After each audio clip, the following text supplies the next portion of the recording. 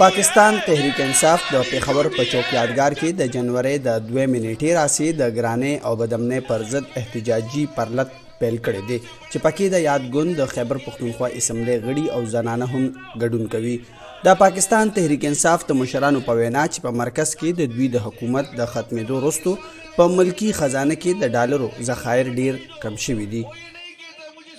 ګیس، بجلی، روټۍ نه ملاویږي غریب سړي ته، بدمني دا ټول کوم حالات دي. دا حالات دي د وجې موږ نن مجبور شوي یو او دلته چې راوتي د خان صاحب په کال باندې دا د خپل عوام د پر دی نه موږ وټ اخیستی دی. دی په موږ باندې اعتبار کړی دی.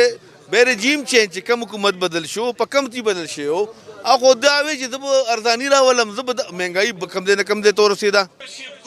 په مرکز کې د پاکستان جمهوریت غورځنګ د حکومت مشرانو څو وارې ویلي دي چې له دې وړاندې پاکستان تحریک انصاف د ملک معاشي حالت ډوبېدو ته نږدې کړی او په ملک کې موجوده ګراني د 13 مرکزي حکومت پالیسۍ دي.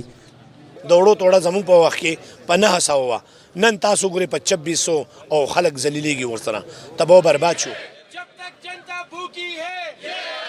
د پاکستان بیورو آف سټیټسټیک د یو راپور تر مخه پاکستان کې په تیرو شپږو میاشتو کې 25% ګراني سیوا شوې او د کال 2020 په مقابله کې په کال 2022 کې 28% ګراني سیوا شوې ده. اداره زیاتوي چې په کال 2022 کې د خوراکي شیانو په نرخونو کې 50% اضافه راغلې ده. عظمت علي شاه، مشال ریډیو، پیښور.